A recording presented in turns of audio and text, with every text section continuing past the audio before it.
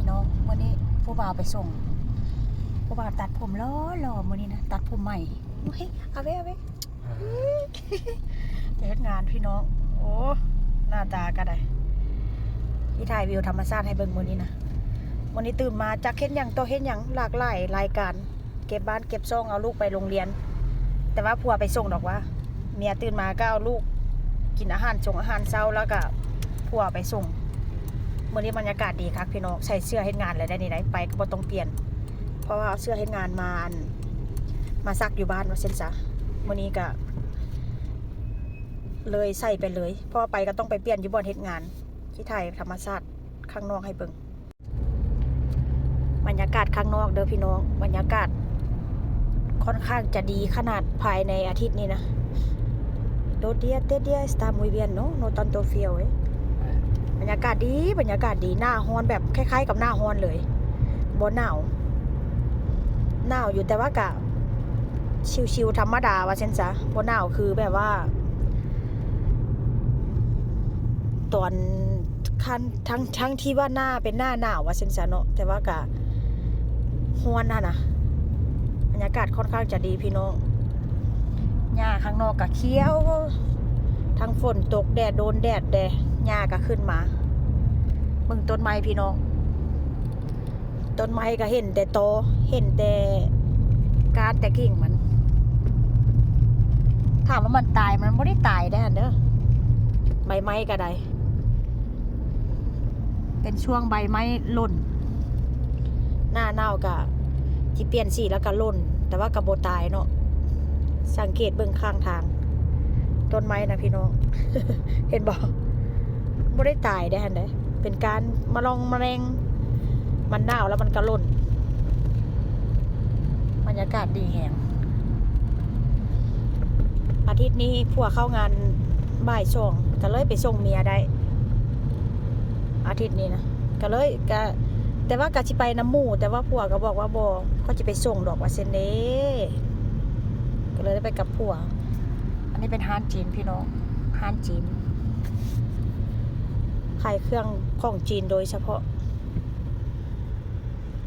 ปั๊มน้ำมอกปั๊มน้ำมันอันนี้ก็เป็นพวกคาแคกาสลินกันไม่น่าสิมูโจน้องปั๊มน้ำมันหลายปั๊มอยู่นะแล้วแต่ว่าผู้ใดจะเลือกเข้า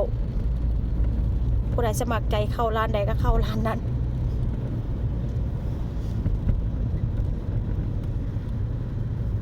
เห็นสะพานตัวนี้แล้วขึ้นฮอดบ้านเฮาพี่น้องขึ้นฮอดประเทศไทย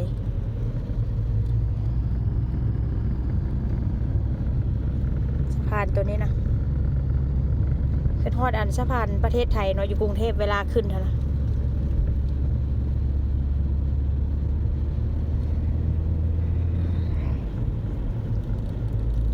ในวันที่ฝนบ่ตกก็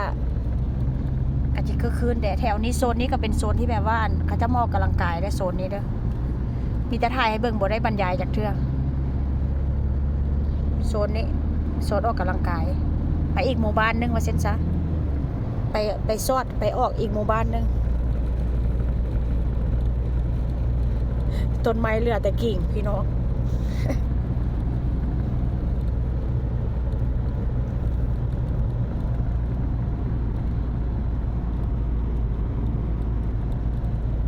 แค่อีก4 เดือนก็เข้าหน้าร้อนอีกแล้วเข้าซัมเมอร์อีกแล้ว only 4 months no 4 months is hot no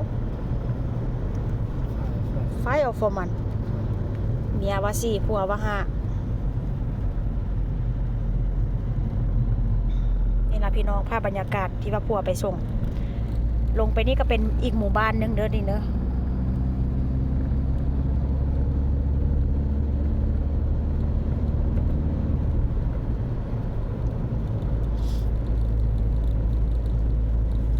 แล้วแยกไปนี่ก็มันจะมีแยกไปนี่เนาะก็ขึ้นไปอ่างเก็บน้ำอยู่เทิงพูนมีร้านอาหารอยู่เทิงภูเขาพุ่นมีอ่างเก็บน้ำแบบว่าเอาไว้กินสำหรับหมู่บ้านนี่นะเขาเจ้าก็มากั้นมากองเนาะพี่น้องนี่แหละภาพบรรยากาศในมื้อนี้อันนี้เป็นหมู่บ้านนึงอีกหมู่บ้านนึงข้าม2 หมู่บ้านที่ว่าไปเฮ็ดงานนั่นนะแต่ว่ากระโปไกลกันว่าเช่นซะ บ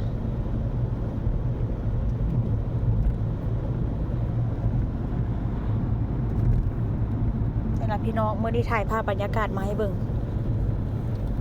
อย่างห้อยๆต้นไม้ก็ได้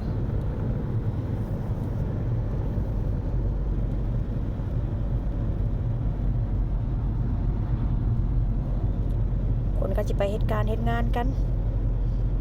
ไปแล้วพี่น้องบ๊ายบายเด้อสบายดี